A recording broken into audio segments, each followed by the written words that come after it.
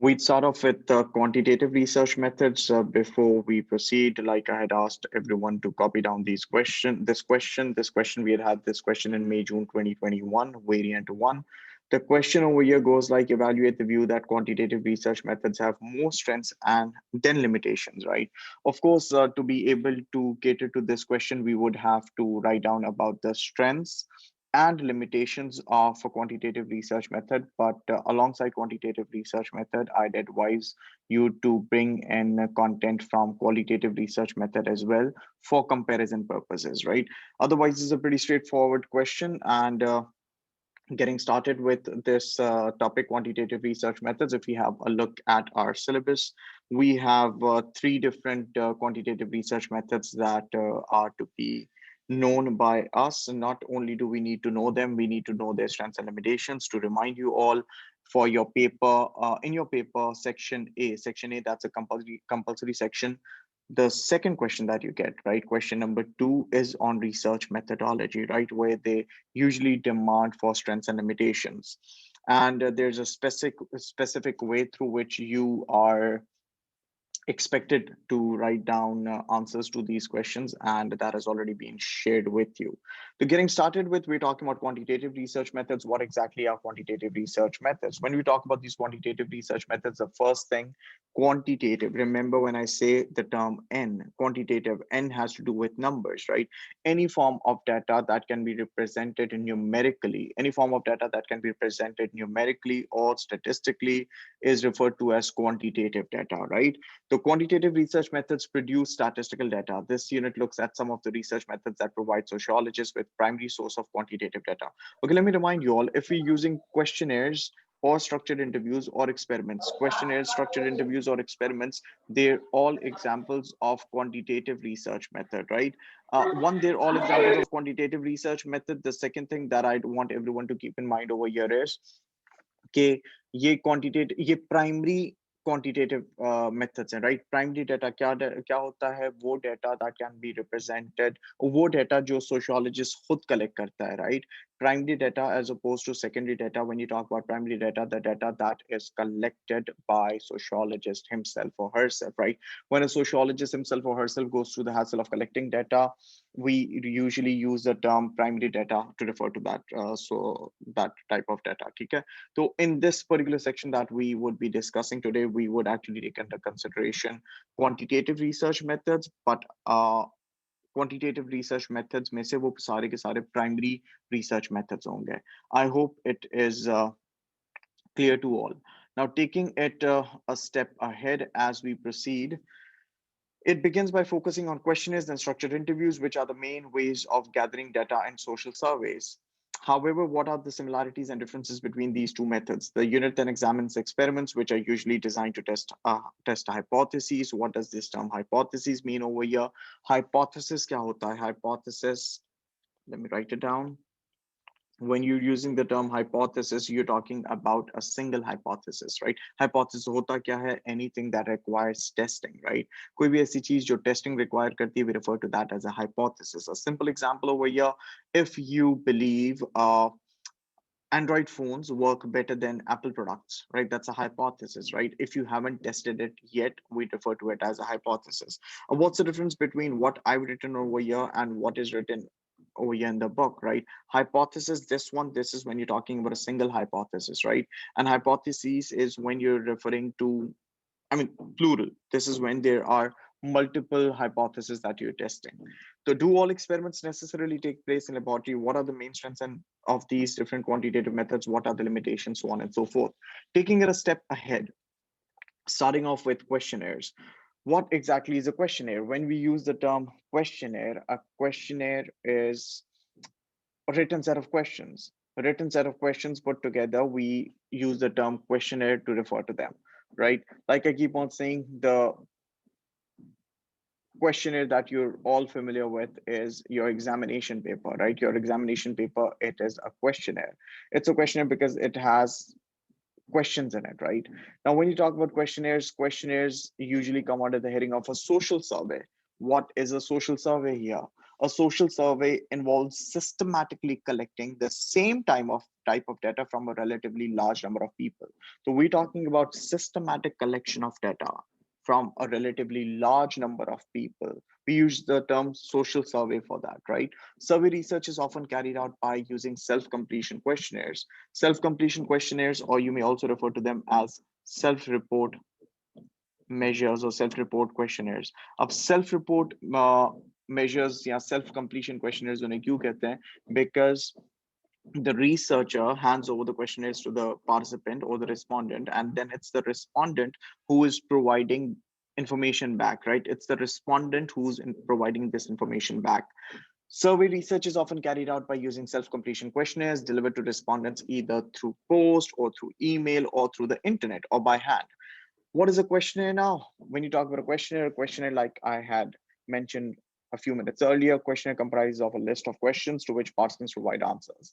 The questions are usually designed to measure, for instance, how many people voted for a particular political party in the last election according to their gender and ethnicity. Now imagine you get a questionnaire that, let me just try to put one over here, right? Let's just say you came across a questionnaire and this is a very simple way. I mean, did you vote?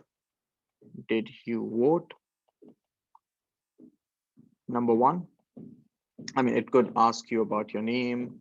It could ask you about your age. It could ask you about your gender, right? Let me shift these ones a bit down. And then questions like, did you vote?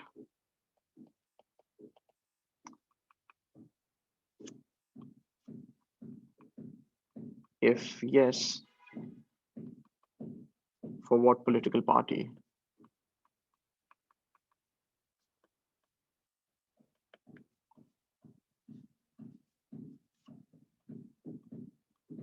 Now, it could be something as simple as this, right? Do realize we are in a very systematic manner, we would be able to collect information or collect data from a relatively large number of individuals, right? So something like this could be an amazing example of a questionnaire. A questionnaire comprises of list of questions to which participants provide the answers. The questions are usually designed to measure, for instance, how many people voted for a particular political party in the last election according to their gender and their ethnicity. They produce data that can easily be quantified. Do you know what? Through something like this, we can easily figure out कि किस age bracket. I mean, you could also put another question over here, religion, right? You can easily figure out कि किस age bracket के लोगों ने vote किया है ज्यादा और किसने कम किया है, ठीक है? You can actually figure out किस एज के ब्रैकेट के लोगों ने किस पर्टिकुलर पॉलिटिकल पार्टी को ज्यादा वोट किया है, किस जेंडर के लोगों ने कौन सी पॉलिटिकल पार्टी को ज्यादा वोट किया है अगर किया है तो moving on, if we talk about the types of questions, now when we talk about these types of questions, the first and the foremost, we need to understand the difference between open-ended and close-ended questions. What exactly is the difference between an open-ended and a close-ended question? A close-ended question, my dear, is a question where you have limited number of options available. Just have a look at this one, right? A questionnaire or a question where you have limited number of options that are available for you as an answer. For instance, if you get a question that goes like, how many times do you brush your teeth in a day? Once, twice, thrice, or none of the above, right? Let's just say I have 500 people in front of me. Don't you think it would hardly take any time for me to be able to gather data from all of them, right? That's an example of a close-ended question, right? A close-ended question. Also, in order to help you understand this better, you could relate, this is an MCQ, multiple choice question, right? You have multiple choices, you have restricted amount of options, and you get to choose from those limited number of options that are available for you, right? Of course, there are certain strengths and limitations to this. Moving on, once you have an idea about what a closed question is, we move on and we talk about an open-ended question. And when you talk about an open-ended question, it could be something that looks like this: what toothpaste do you use and why? Now, if I talk about this question, I just refer to this as an open-ended question. In a question like this, there's no limitation, there's no restriction.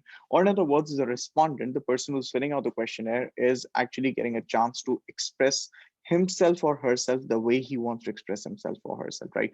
आपके ऊपर कोई restriction नहीं है, आपके ऊपर कोई limitation नहीं है, आप कोलगेट से लेके सेंसोडाइन से लेके किसी भी टूथपेस्ट का नाम ले सकते हैं और वो क्यों यूज करते हैं वो भी आप लिख सकते हैं, तो आपके ऊपर कोई लिमिटेशन नहीं है. On other words, the respondent gets the power to express himself the way he or she wants to express himself. ठीक है. Again, like close-ended questions, these open-ended questions, they have their own strengths and limitations both. Taking it a step further, what we've studied so far is कि हमारे पास अलग अलग तरह के questions होते हैं. Usually हमारे पास अगर हम उन्हें broadly अलग अलग categories के अंदर divide करें तो we have open-ended questions and we have closed-ended questions, and I'm like to assume that you've understood both of them. In closed questions, the range of responses are fixed by the researcher. MCQs, like I said. The respondent, that is the person from whom information is being sought, has to select their answer from two or more given alternatives. They provide an example of a very simple closed question which offers two possible answers. This type of question can usually be answered quickly and the answers are easily quantified. And we've discussed all of them, right? Before we take a step ahead, I'd want everyone to copy down this question, which we had in our CI examinations in March 2021. The question goes like, explain two strengths of closed-ended questionnaires and as a research method, right? Explain two strengths of a closed-ended questionnaire as a research method. This is a 6-mark question. If it is a 6-mark question, remember, like I said, I've said this earlier numerous times, you ought to consider this as two separate questions of 3 marks each, so that the content that you're providing to the examiner doesn't end up being disproportionate. And it's always good knowing how you're supposed to answer your question, or in other words, it's always good understanding how the examiners, what criteria do these examiners use when they're marking you. You know, the sooner you understand the criteria they use, the sooner you adapt to it, the better it would be in terms of you not letting go of marks in your CA examinations. So I want everyone to copy this real quick and then we'll proceed. Now, if we take this a step ahead, we'd see this question in a book. Do you have brothers or sisters? Please tick as appropriate. This is something that's super simple. This is an example of a close-ended question where you have limited number of options. It would take a few seconds. It would just take a few seconds to be able to collect data from this. Now, table 3.1.3 gives an example of a closed question in which the respondent has to select the answers that best fit their experiences from 7 alternatives. It is taken from the Global School-Based Health Survey, a self-completion questionnaire carried out in many countries, including Mauritius, Tunisia, and Morocco. The results relate to the survey carried out in Mauritius in 2011. Now, we're talking about, now, a typical question at this point is, do we need to learn this? I mean, you should. I'm not asking you to learn every reference, but then again, something like this, if anything, helps you understand the assessment objectives better, right? Or in other words, when you're giving references like these, so up the way you're applying whatever you've studied, right? The way you're applying whatever you've studied, uske basis pe, matlab wahan pe clarity aati hai, then the examiner would be like, okay, this child knows what he's talking about because this child is able to apply the knowledge gained into real world situations, right? Because this is a real questionnaire, like this says, from the Global School-Based Student Health Survey, right? And let's have a look at how this looks like. During the past 30 days, on how many days were you bullied? Again, this is an example, like I said, of a close-ended question. Now, these are the options. I mean, this was the result from the Mauritius survey in 2011. For 0 days, you have this is the percentage, and here you go, right? Now, the answers to this question are easy to quantify. Of course, they are. The third column shows the actual number of respondents who chose each alternative, this one. The fourth column, oh, I'm sorry, this one, the actual number. And the fourth one shows the percentage of respondents who chose each alternative, right? Now, if you get this, let's take this a step ahead. Close-ended questions are the simplest way to produce numerical data, the simplest way to be able to produce numerical data. The data are suitable for statistical analysis. They make it possible to discover whether there's a correlation between two or more variables or factors, for example, between age, gender, and the incidence of bullying. Now, I'm not sure if you know what the term correlation means. For the ones who have psychology as a subject, you probably would. For the ones who do not have psychology, let me make it easier for you. When you use the term correlation, correlations, my dear, has to do with the extent to which has to do with the extent to which you're able to form a link or a relationship between two variables, right? Correlations kya hote hain? The extent to which you're able to figure out a link or a relationship between two variables, ठीक है? तो जब हम correlations की बात करते हैं, हमारे पास statistical data होता है, तो statistical data से it gets easier for us to be able to form a relationship between different variables. Now let me give you a quick little example over here. Comparing if I talk about the unemployment rate back in 2020 and the crime rate, right? If I say in 2021 we had an increase in unemployment, and in 2020 we had an increase in crime rate, right? Now I'm talking about two different instances that occurred the same year. I, I'm talking about an increase in unemployment and crime rate both together. So there could be a correlation between them. Nowhere did I say कि unemployment की वजह से crime rate बढ़ा है. Unemployment की वजह से भी बढ़ सकता है, अनएम्प्लॉयमेंट की वजह से नहीं भी बढ़ सकता, राइट? तो कोरिलेशन और कॉजेशन में फर्क है. Correlation, the what we talking about right now is a correlation, right? What I'm saying is correlation is different from causation, right? Causation comes from the word cause and effect relationships, right? Just because two things happen to occur at the same time, that doesn't at all mean one is causing another. There's a possibility that it could just be a correlation, right? Taking it ahead, open questions ask respondents to answer questions in their own words. Remember the example that I'd given? What toothpaste do you use and why? Several lines are left blank on the questionnaire for each respondent to write their answer. Open questions give the respondents more freedom to respond in their own way. You get more of freedom to be able to express yourself the way you want to express yourself, right? Most researchers see closed questions as suitable for simple factual information, such as age, gender, and income level. Open questions are usually seen as more appropriate for data that requires more of details. If you need more of details, if you need to figure out the reasons why people behave the way they do, if you want to figure out, or if you want to conduct a research that has to do with the beliefs people hold, for that, you would require open questions. Open questions are usually seen as more appropriate for data on meanings and beliefs, where respondents are required to express how they feel. Now, if anyone has any question, please feel free to ask, else we'll proceed. Does anyone have any question here? No, sir. No. Now, taking it a step ahead, let's move on and talk about. Sir, can you give example of correlations? Correlations. It's correlations, beta. Correlation is the relationship between two variables, right? Or in other words, to put it in a simple manner, two things occurring at the same time, right? For instance, if I take you back to the example that I was giving earlier, I mean, the tiny little questionnaire that we had come up with, right? I mean, you could find a correlation. Okay, something like this. You know, correlations आपके पास सबसे पहली चीज quantitative data से आते हैं. Quantitative data. And we're discussing quantitative data right now. One. Number two, don't you think you'd be in a better position to figure out if there's a political party A, B, C? There are three political parties over here, right? Something like this. You know, you could actually, through quantitative data, you can actually figure out correlations. You could be like, okay, for political party A, gender की basis पे देखें, so this had 60% males who voted and 40% females who voted, right?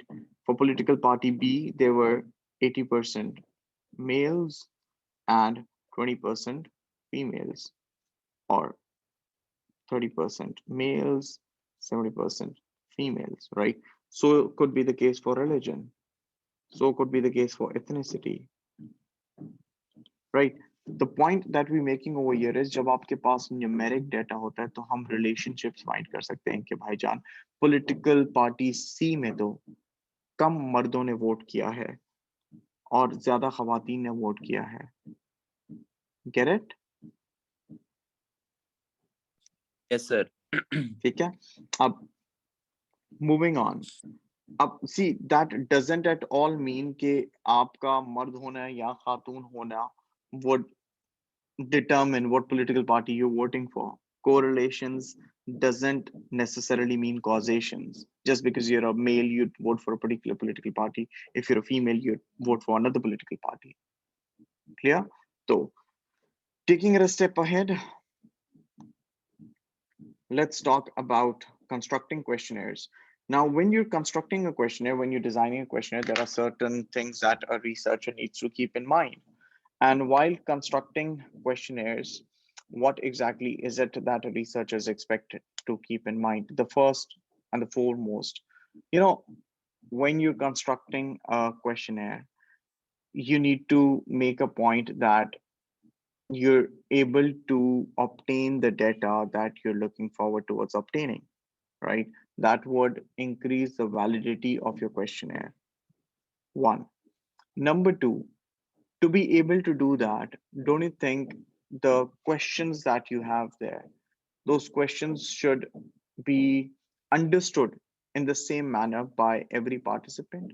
You know, that's a major problem when you talk about kids from our part of the world attempting or sitting for A level sociology examinations. Many students do not understand questions the way they're expected to understand them, which of course puts them into trouble, right? If you're not able to comprehend or give meaning to the question the way the examiner expects you to, right? If 80% kids understand the question and the rest 20% do not, don't you think that would create problems? They would, right? The questions are based on the idea that all respondents answer exactly the same set of questions, or in other words, we're talking about standardization. Remember, my dear, if your study is standardized, this increases the chances of replication. And if it increases the chance of replication, the chances of reliability being higher are always there. Yeah. Questionnaires are based on the idea that all respondents answer exactly the same set of questions. This means that any differences in the answers should indicate real difference between them. The questions must mean the same thing to all respondents. This is what I was talking about. Everyone should be giving it the same meaning so that answers can be directly compared. The researchers must ensure that questions are clear and unambiguous. जितनी clarity होगी आपके questions के अंदर उतना respondent का समझना आसान होगा. जितनी ambiguity होगी उतना मुश्किल होगा. तो the researcher, whoever the, if it's a single individual or even if it's an entire team, when they're designing a questionnaire, when they're constructing a questionnaire, they need to make a point that the information that the questions that they're asking, they're pretty clear, right? And there's no ambiguity there. That participants are able to understand the words and phrases used, and that the instructions for completing the questionnaires are straightforward. This not only provides good quality data, it is also an ethical issue. It's an ethical issue because imagine if someone does not understand a question, they might, I mean, that would affect their self-esteem. They might feel stupid. They might get offended, right? So this not only provides good quality data, it is also an ethical issue. If participants cannot understand the questions, they might feel stupid, defensive, or offended, and this may affect their answers. For this reason, a pilot study is recommended. Now, what's a pilot study? A pilot study, my dear, it's a small scale study that is conducted before the actual study, right? A small scale study that is conducted before the actual study to check for the feasibility of a research. Or in other words, एक बड़ी research conduct करने से पहले आप एक छोटे level पे वही research conduct करते हो to see if the questionnaire that you are, if you are collecting data through a questionnaire, because over you be talking about a questionnaire in particular. So if your questionnaire does or is able to collect data the way it should be collecting data, right? A pilot study. For instance, if I want to collect data from around, let's say 1,000 participants, मेरा sample size अगर मैंने 1,000 लोग सोचा हुआ है, तो पहले बेहतर नहीं है कि मैं 10 या 20 क्वेश्चनर्स प्रिंट आउट करूं और उसी सैंपल में से कुछ लोगों से फिल आउट कराऊं, राइट? ताकि मुझे पता चले कि जो मैं डाटा कलेक्ट करूंगा वो इवेंचुअली सही होगा भी या नहीं, ताकि मुझे पता चले कि अगर मेरे क्वेश्चनर्स के अंदर कोई गलती है तो मैं उनको रेक्टिफाई कर सकूं, right? Taking it a step ahead, for this reason, a pilot study or a small scale trial run is recommended to sort out any problems with the questionnaire before the main survey, right? Now, this is what we need to keep in mind while constructing a questionnaire. If I start numbering these, the first thing, the respondents should be answering the same questions. The questions should be understood in the same manner by all respondents. Number three, there is clarity required and ambiguity should be avoided. Whatever the instructions are that you're giving, they should be pretty straightforward. The questions should be simple enough so that they do not raise ethical issues. No one needs to, I mean, you need to make a point as a researcher that no one gets offended. It's highly recommended that you conduct a small scale study before the actual study you want to conduct. Taking it a step ahead, after constructing interviews, let's talk about operationalization and coding. What is operationalization? Again, for the ones who have studied psychology or who are studying psychology, operationalization is when you're defining a variable, right? Or when you're setting rules in a simple manner, right? I keep on using this example over and over again. If you're, even if you're playing a card game at home, something as simple as Uno, before you get started with your game, you set rules, right? Even if you're trying to play cricket at home, you define rules. कि जनाब side वाले घर पे जाएगा तो out हो जाएगा. Things along those lines. Again, taking it a step ahead.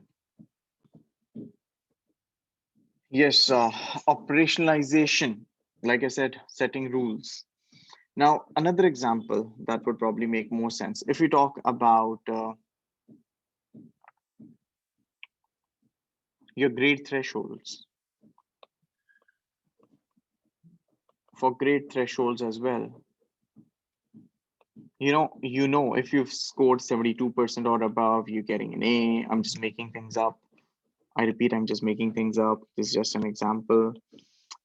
If you've scored anything between 67% and 72%, you get a B grade. If you have scored something between 61% and 66%, you get a C grade, so on and so forth. So the point over here is you are setting rules beforehand, right? Now, for instance, when sociologists are conducting researches on something such as poverty, right? Don't you think different people, different social groups might have different meanings to what the word poverty means? Until and unless everyone has the same meaning to what poverty is, don't you think our research might not make a lot of sense? So is the case with unemployment. The definitions of unemployment, they are changed very often by the governments. So the way you're defining a concept, you should all be on the same page. If not, then you can't really expect to get the then you can't really expect the respondents to give the same meaning to the questions that they're answering, right? Questionnaires are designed to measure things. In order to do this, those things or concepts or variables must be operationalized, but into a form that can be measured and quantified. For example, concepts such as poverty, inequality, and power and identity must be defined in such a way that they can be measured into a questionnaire. The concept of poverty, for instance, could be operationalized in terms of how low incomes are measured at below 60% of the average income in a particular country. Let's just say, let's use the same example over here. अगर हम कहते हैं कि जनाब आपके मुल्क की average income is 20,000 rupees a month. Yeah. So the question is, if we need to set rules, right? हम कहते हैं anything that is less than 60%, anyone earning less than 60% would be considered to be poor. In this case, if there's anyone who's earning less than 12,000 rupees, would be considered to be poor, right? So moving on. However, when concepts, beliefs, and attitudes can are operationalized, they must not measure.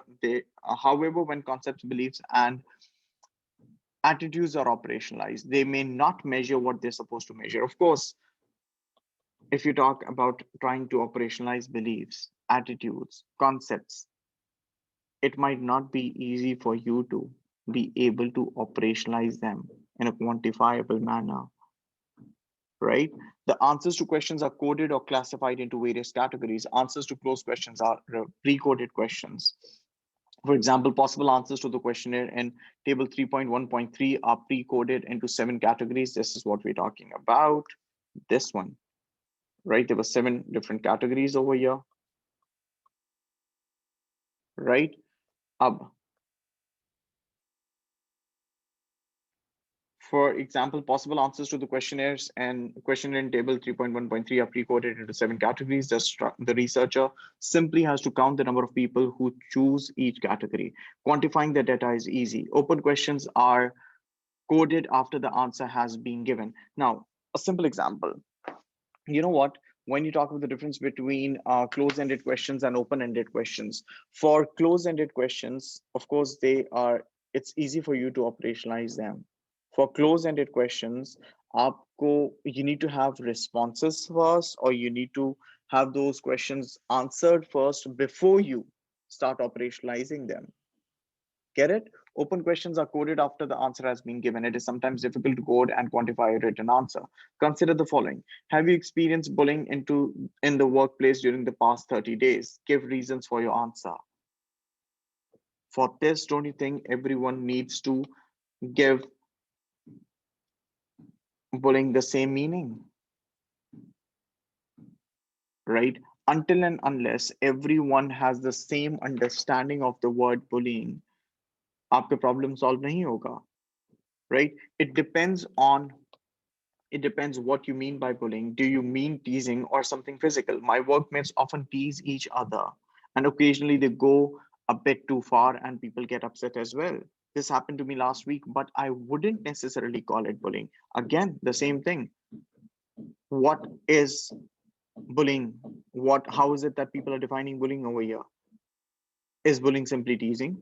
Is bullying, or does bullying have to do with being physical or anything beyond? Get it? Moving on, the answer is difficult to code. Researchers usually have a list of categories in terms of which written answers are coded. Sometimes, however, written answers do not fit neatly into any of these categories provided. Now, let me give you a quick little recap. We were discussing quantitative research methods. While discussing quantitative research methods, what I said was there are 3 different types of primary quantitative research methods that we have to study. We had started off with questionnaires. Questionnaires क्या होते हैं? Written set of questions. Questionnaires के अंदर जब हम questionnaires की बात करते हैं तो आपके पास close ended questions होते हैं, आपके पास open ended questions होते हैं. Taking them a step further, when you talk about these questionnaires, we also spoke about how these questionnaires should be constructed. Ideally, we spoke about operationalizing and coding, and now we hop on towards response rates. Of course, response rates matter a lot, right? If you have this questionnaire that you intend on getting filled from 1,000 people, only 700 show up, 300 don't. Or let's take it to an extreme. What if there were 1,000 questionnaires that you were expected to be filled and returned, and you only ended up getting 200 of them? That's only 20%. So, to what extent do you think you'd be able to be confident about the representativeness of your sample? अगर 1,000 लोगों से आप expect कर रहे हैं वो fill करके देंगे, जिसमें से सिर्फ और सिर्फ आपको 200 लोगों ने फिल करके दिया है, तो आपके वो 200 लोग पूरे 1,000 को रिप्रेजेंट तो नहीं कर पा रहे ना. अगर वो 200 लोग पूरे 1,000 लोगों को रिप्रेजेंट नहीं कर पा रहे, तो इवेंचुअली आपकी फाइंडिंग्स जर्नलाइजेबल नहीं होंगी. You remember the difference between representativeness and generalizability. Your sample needs to be representative of the target population.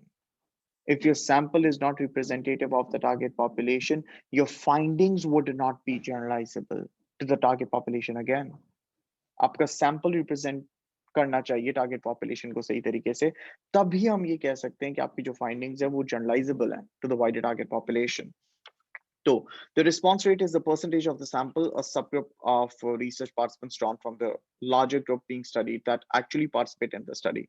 Response rate hota kya hai? Percentage of the sample who have actually completely participated in the research. And in this context, the people who actually went through the hassle of filling out the entire questionnaire and returning it back to you. For example, if half the sample completes the questionnaire, then the response rate is 50%, since it's the percentage. Response rates vary widely. For instance, Shear Heights, the height research report on the family 1994 based on questionnaires in magazines had had a mere 3% response rate. A low response rate may result in an unrepresentative sample. This is what I was talking about. Those who do not respond may differ in important respects from those who do, for example, in terms of the age, gender, ethnicity, or social class. If this is the case, the findings may be biased. Of course, the findings would be biased. अगर respond करने वाले सिर्फ और सिर्फ middle aged लोग हैं and the younger lot doesn't even care. अगर respond करने वाले सिर्फ और सिर्फ males हैं and females do not even respond. So don't you think whatever the responses are, whatever the findings would be, they'd be biased because they aren't really representing the sample the way it should be. And again, taking it a step further, different people might have different reasons why they aren't responding. Someone doesn't respond because someone doesn't want to. Someone doesn't respond because they do not have time. Someone might not respond because there's lack of interest. Someone might want to respond but aren't really able to because of the prior commitments or they're occupied. So moving on, there are many reasons for non-response to self-completion questionnaires, including lack of time or interest. It is also easy to throw away the questionnaire with very few consequences. Very true.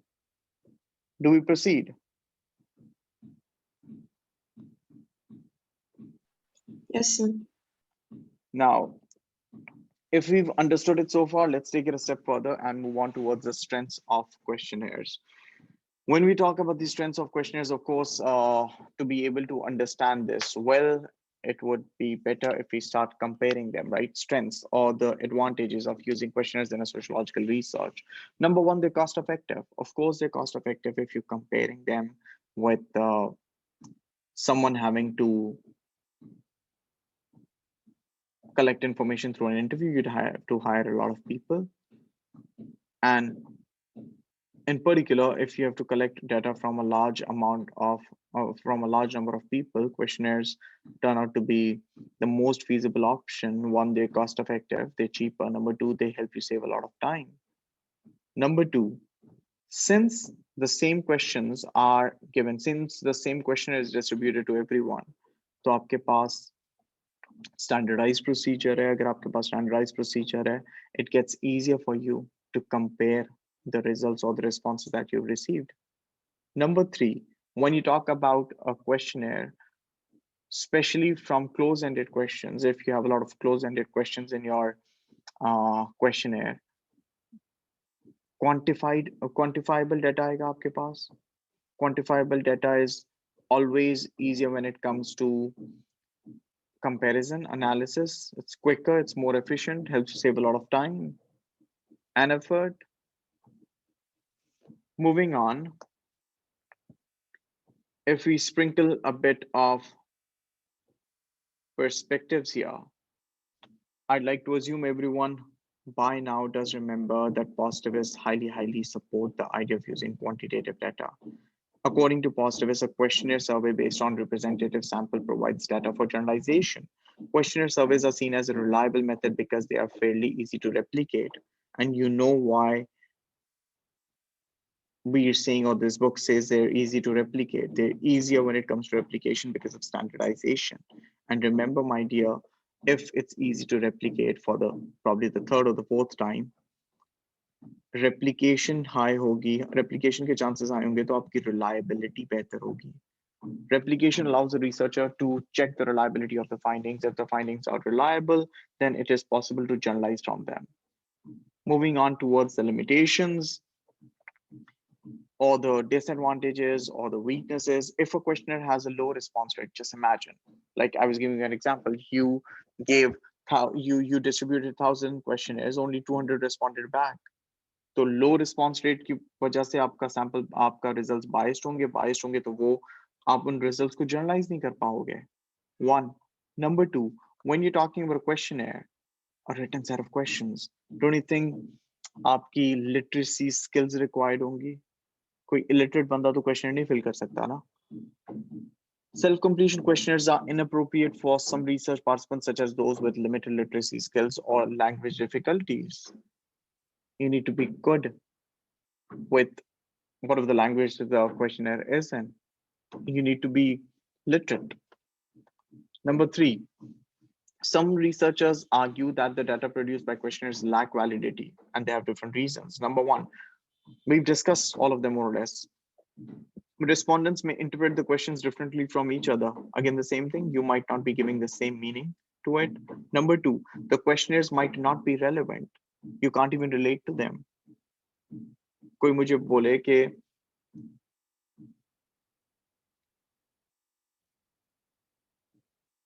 North America की तरफ इस वक्त मौसम कैसा होगा? I've never been there in winters. Right? Number three, what people say in response to questionnaire may not reflect their behavior in everyday life. Again, social desirability. There's a difference between what you say, and there can be a difference between what you say and what you do. Just because someone is saying something as a response to a questionnaire, that doesn't at all mean they actually believe in it. So moving on, interpretivist question the validity of responses to questionnaire. They argue that when operationalizing concepts, on the other hand, if you know what positivism is, I'm sure you remember interpretivism as well. Interpretivists, my dear, highly support the idea of using qualitative data instead of quantitative data.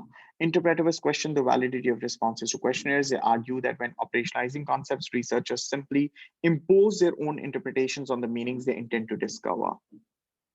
Translating operationalized concepts into questions is problematic because the questions reflect the researcher's concerns and priorities rather than those of the participants. Now, let's try having a look at this through the interpretivist point of view.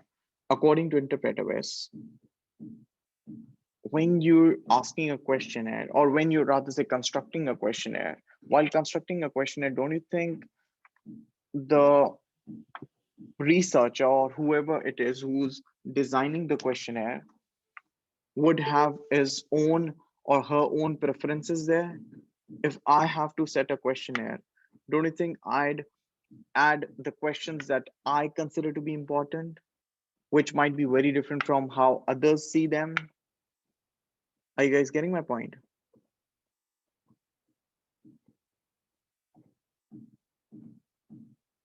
Are you guys getting my point?